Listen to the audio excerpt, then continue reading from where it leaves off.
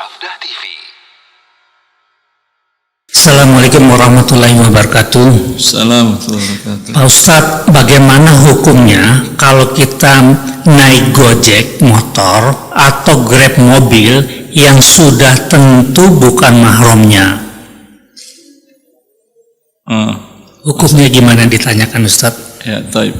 Ini maupun Gojek maupun non Gojek maupun sopir pribadi hukumnya sama lah.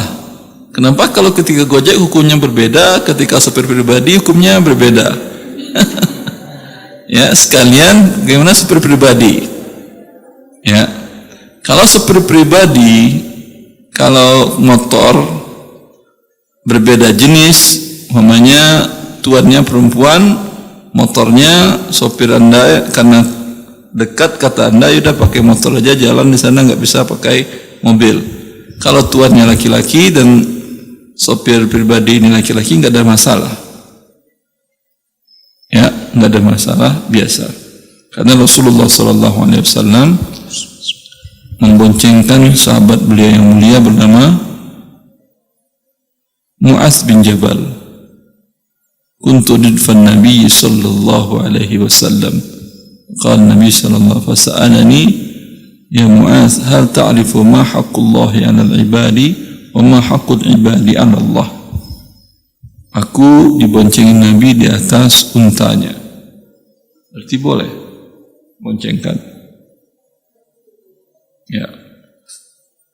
Tapi kalau lawan jenis dan tidak mahram, karena sopir pribadinya bukan ponakannya, kalau anak dari adiknya, ponakan kan mahram. Ya. Kalau dan umumnya bukan mahram memang. Kalau motor tentu tidak boleh. Tentu tidak boleh. Jelas? Karena bersentuhan, walaupun ada kain pembatas, tapi bersentuhan antara laki dan perempuan.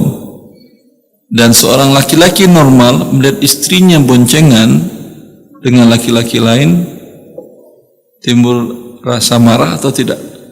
Kalau bilang tidak apa-apa, berarti kan saya bilang laki-laki normal. Berarti Anda suami yang tidak normal. Marah. Sama juga istri Anda marah kalau Anda boncengkan istri orang lain. Ya atau tidak? Ya atau tidak ibu-ibu? Kenapa ibu marah kalau suami ibu boncengan lain, tapi kalau ibu dibonceng tukang ojek, ibu santai aja? Hah? Ini bermasalah, ini kejiwaannya. Kalau suaminya bonceng orang, ributnya bukan main di rumahnya. Tapi kalau dia naik ojek, dia santai aja. Tidak boleh. Jelas, kecuali dalam kondisi darurat. Yang namanya darurat tentu tidak setiap hari. Jelas? Kembali kepada mobil. Kalau mobil bagaimana? Kalau mobil di mana sopirnya laki-laki di depan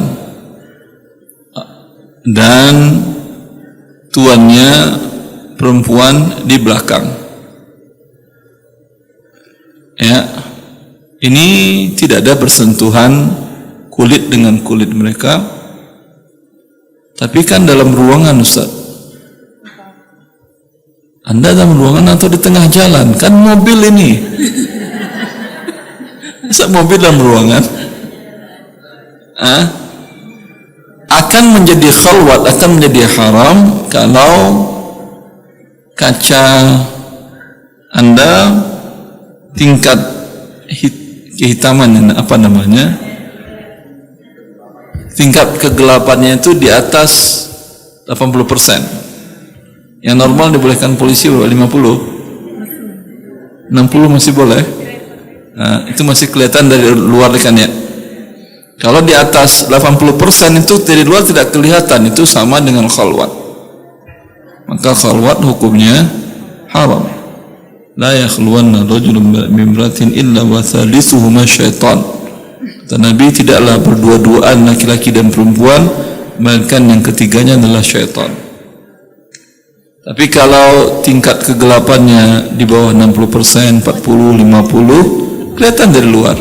Berarti Anda di tengah jalan ini dan pun tidak bersentuhan, ya, maka hukumnya tidak ada masalah. Boleh. Wallahu a'lam.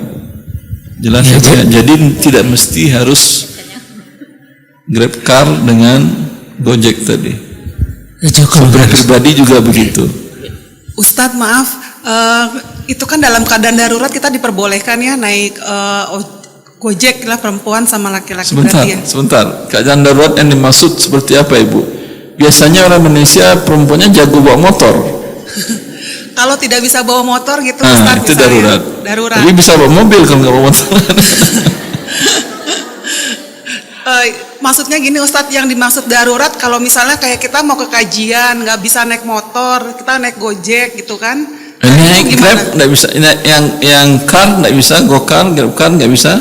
Anggaplah kondisi keuangan Ustadz gitu. Sebentar, keuangan terbatas. Ya. Naik angkutan umum, angkot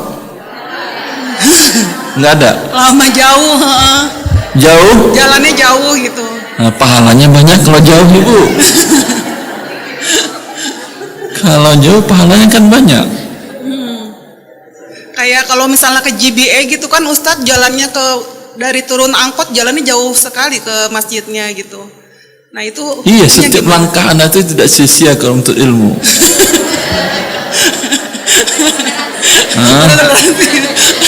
Sampai ikan di lautan yang jumlahnya triliunan itu mendoakan, memintakan ampun kepada Anda selagi Anda berjalan menuntut ilmu syar'i. Dan pun jadi sehat, jadi ramping sehingga suami makin sayang.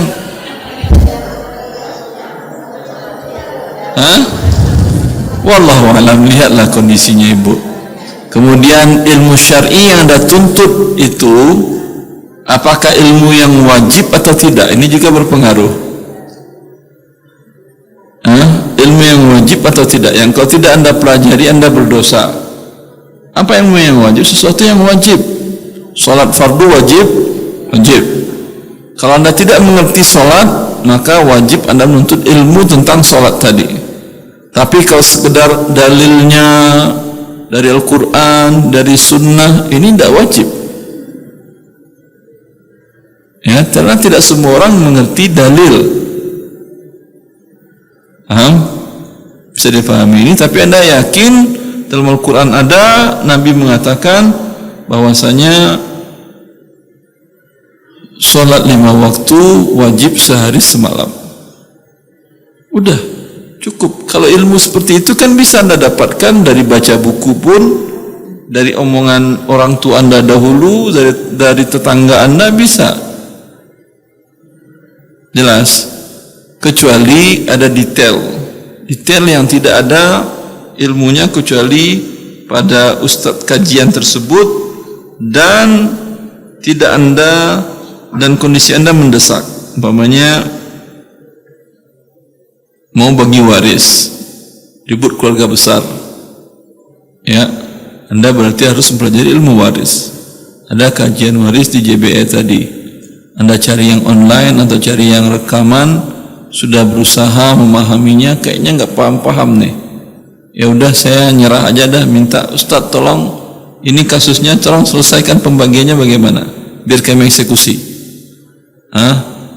Kalau itu kan nggak perlu belajar, tinggal bertanya aja, dapat instan. Ini mungkin bisa tahapnya darurat. Jelas Ibu. Kalau seperti pengetahuan saya, kajian yang hari ini yang wajib mungkin beda-beda orang. Yang wajib mungkin tidak terlalu banyak. Nabi SAW datang utusan dari beberapa daerah. Sehari di majelis Nabi mereka pulang. Masuk Islam pulang. Rasulullah menyuruh para sahabat, ajarkan saudaramu bagaimana sholat. Udah, belajar sholat yang benar seperti sholat Nabi butuh berapa lama? Butuh sebulan, butuh setahun datang kajian, buka kitab Sahih Bukhari dengan syarah Fathul Bari, butuh? Tidak butuh. Rasulullah SAW sholat tempat yang tinggi di depan masjid dan sahabatnya ngikutin. Dah selesai kajian. Salat seperti salat Nabi Shallallahu Alaihi Wasallam. Itu yang wajib. Jelas Ibu? Kalau kajian yang sunnah seperti kajian kita sekarang ini, tidak semuanya wajib bagi Anda. Bagi yang setiap hari berhubungan dengan GoPay, GoFood tadi iya, atau Gojek tadi itu ya bagi dia wajib. Tapi kan rekaman juga banyak. Jelas? Bisa menempatkannya. Apakah tidak afdal Ustaz daripada duduk di rumah? Iya afdal, tapi tidak wajib. Kalau dia tidak wajib, hanya sekedar afdal, ya mencari pahala yang sunnah, tidak membenarkan sesuatu yang haram. Biar afdal lagi, naik angkot tadi, jalan kaki, banyak pahalanya, badan sehat, Masya Allah.